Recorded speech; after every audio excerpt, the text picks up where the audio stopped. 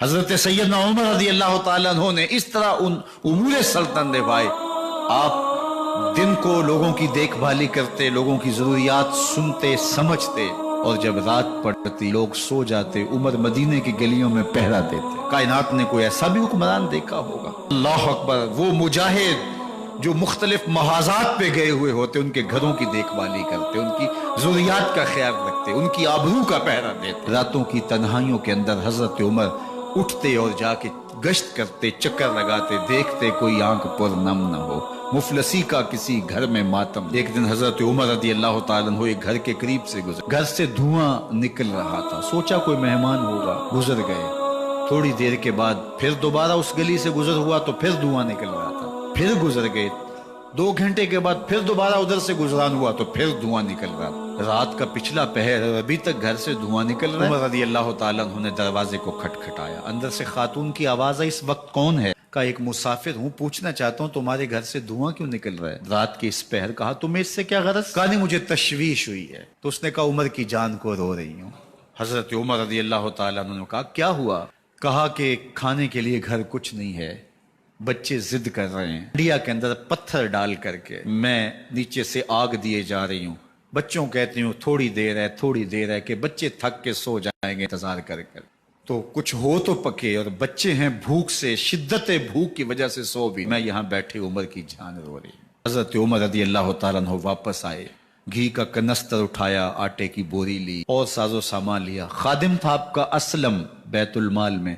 اس نے حضرت یہ سب کچھ میں اٹھا لیتا ہوں. کہا حشر کے دن میرا بوجھ اٹھاؤ گے؟ نہیں وہ تو آپ کو اٹھانا ہوگا. کہا عمر کو آج خود ہی اٹھانے دو. اٹھا کے ان کے گھر آئے اور گھر آ کے ان کو سب کچھ دیا.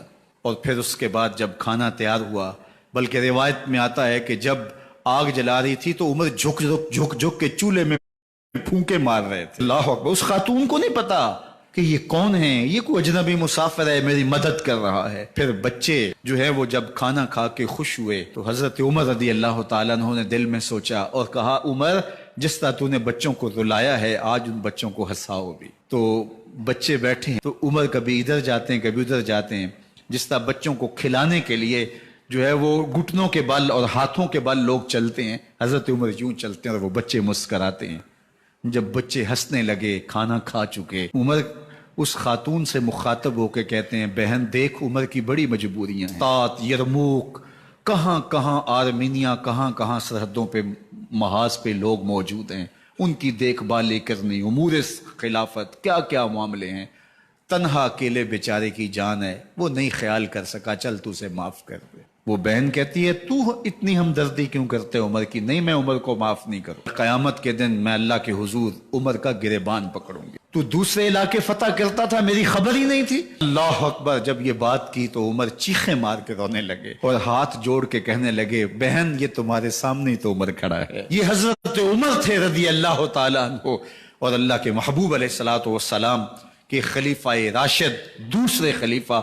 10 سال 6 ماہ اور 4 دن آپ نے خلافت کی. تاریخ کہتی ہے اگر عمر رضی اللہ تعالیٰ عنہ کو 10 سال اور مل جاتے، یا مغربی مفکرین کہتے ہیں کہ اگر کائنات کو ایک عمر اور مل جاتا پوری دنیا پہ مسلمانوں کی حکومت ہوتی، کہیں کفر باقی نہ بچتا.